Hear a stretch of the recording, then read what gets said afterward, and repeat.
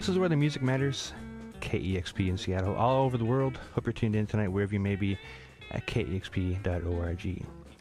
Shane Tutmarc is a local musician who you might know from the band Delure, who recently changed his sound and united with his brother and cousin to create a family band. The Traveling Mercies are here, and they've got quite a story of discovery about how they are the fourth generation Tutmarcs, playing, performing, and inventing in the Seattle area dating back to 1930.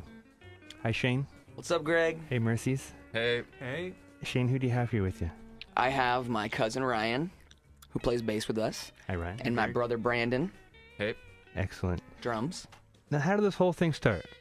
The whole thing started really December 2006. Our grandfather, Bud Tutmarc, who we grew up, hearing play music at every family get-together, and he was a Hawaiian steel guitarist.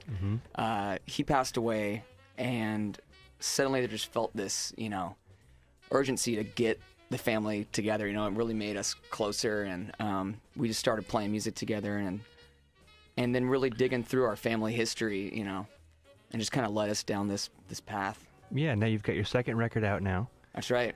And you're going to be playing some of that in studio for us in a little bit, but I really want to talk really about this whole history of your family and your discovery of the roots of your family, and it's a really fascinating story. Yeah, I think growing up, it was hard to relate to. I'd hear like little, tidbits, like they'd say, your great-grandfather invented the electric guitar, and you're thinking, maybe that's a great story, but kind of over the last few years, like through EMP and a few different things, and now we're hearing Paul playing now let's just steel repeat guitar. that in case anyone missed it. So your great-grandfather, Paul Tutmarc, he invented the electric guitar. He was the first person, to put a pickup on a guitar.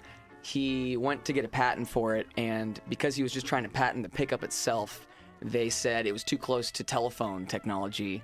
And so it wasn't until a few years later that actually his business partner sold the idea to Dobro. They ended up putting it on a guitar and patenting the whole guitar as an instrument.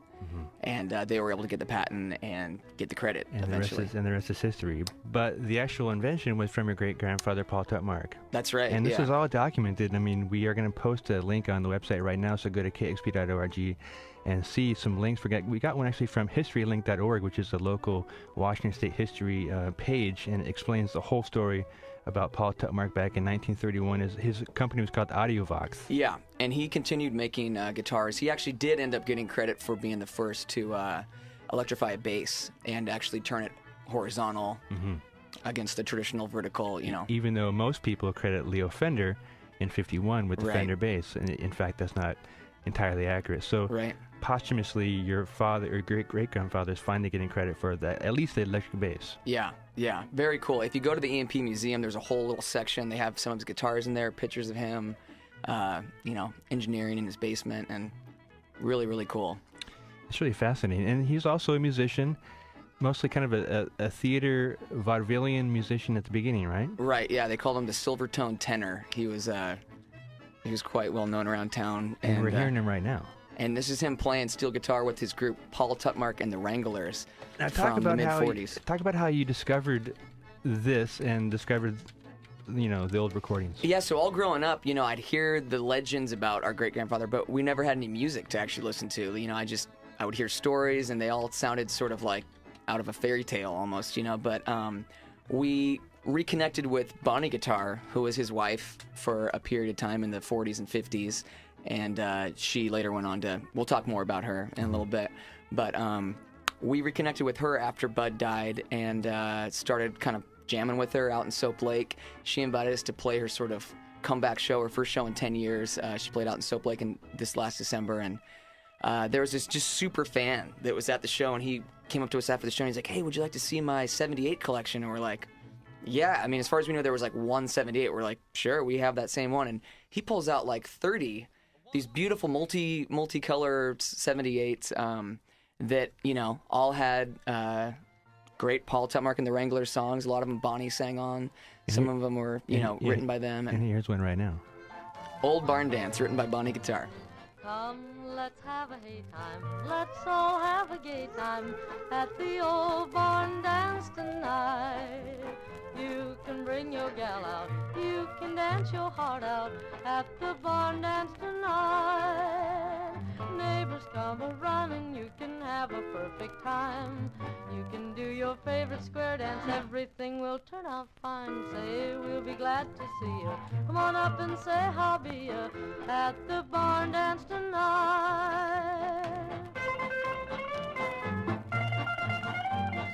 Hey, we're talking to Shane Tutmarc and his family band, the Traveling Mercies, playing some old music from your family. That's right. Now, this is Paul Tutmarc with Bonnie Guitar. Yep. Do you know the year on this? I believe it was around, I guess they got married around 44, and I think they played music together until their divorce in about 52-ish. Mm-hmm. And now this guy had a bunch of 78, so he gave you a copy of it, or what happened there? So I was like, man, what would it cost? I'd love to just buy the whole thing off you. And he's like, I really can't get rid of him. He's just a big collector in general, but he ended up starting to collect a lot of the Bonnie Guitar and Paul Tutmarc stuff.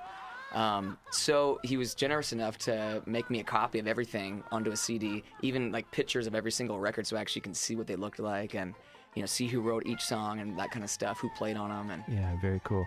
Let's hear Paul Tutmarc. He was a good singer himself. Let's hear this track here, Minnie the Mermaid. Minnie the Mermaid down at the can't believe this is on the bottom read. of the sea. I lost all my troubles there amongst the bubbles. Why, she was just as sweet as she could be. And every night when those starfish came out, I'd hug and kiss her so. Oh, Minnie, oh, what a time I had with Minnie the Mermaid, down in her seaweed bungalow, low, down in her seaweed bungalow.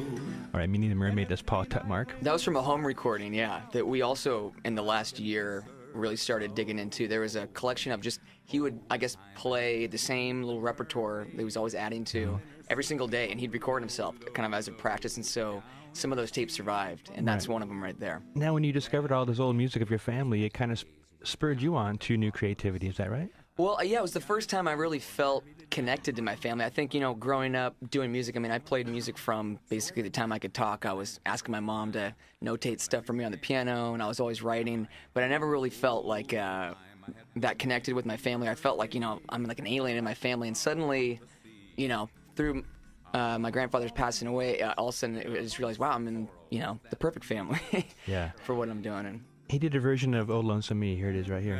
Everybody's going out and having fun. I'm just a fool staying home and having none. I can't get over how she set me free. Oh, lonesome me.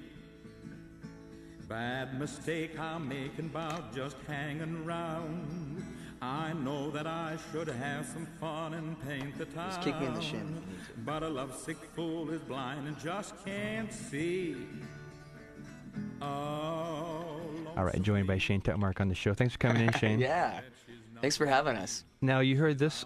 This is the way you were introduced to the songs from you told me off mic, right? This was the Don Gibson song. First time we ever heard it, yeah, and he even has a little bit at the end where he says, "Oh, awful world," and we stole that too for our version as sort of a tribute. But yeah, we opened up our first album with this song because it sort of was the kickoff leading us down this, journey. This path, yeah. No, so Shane Tutmarc and the Traveling Mercies made a record last summer. I'm gonna live the life I sing about in my song, the old gospel tradition you used for the title. Yeah, Haley Jackson. Yeah. So you recorded this one. It's the first track on it. Let's hear that now. All right. 1, 2, 1, 2, 3, 4.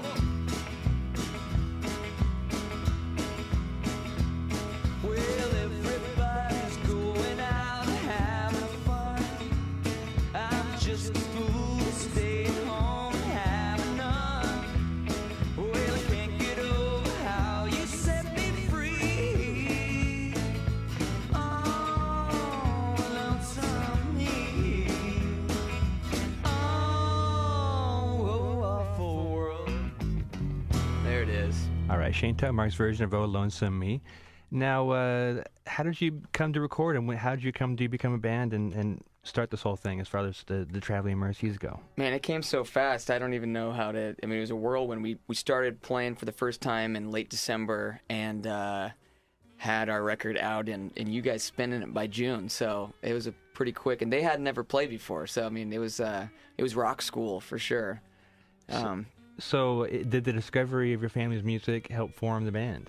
That was 100% it. Yeah, for sure. I mean, I think just kind of digging through some of our grandpa's records too, you know, as we were cleaning up the house, and we play, you know, in his house, which is still for sale, and we were just practicing in the basement. And so, I mean, kind of just going through a lot of his, and he had a big collection of gospel music too, and so that kind of led us down a few different paths that we took, you know, between blues, gospel, country, you know, early rock. Now, your great-grandfather, Paul Tutmarc, was married to Bonnie Guitar.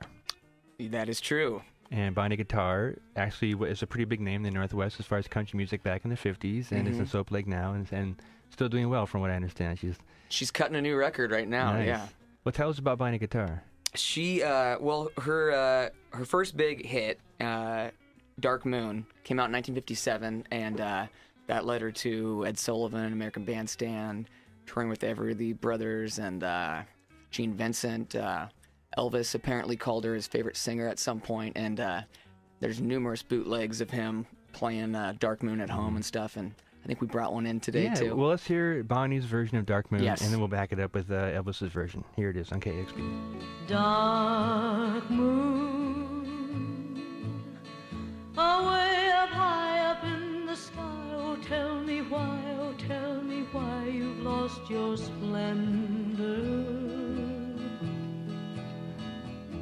Dark moon, what is the cause your light withdraws? Is it because I've lost my love?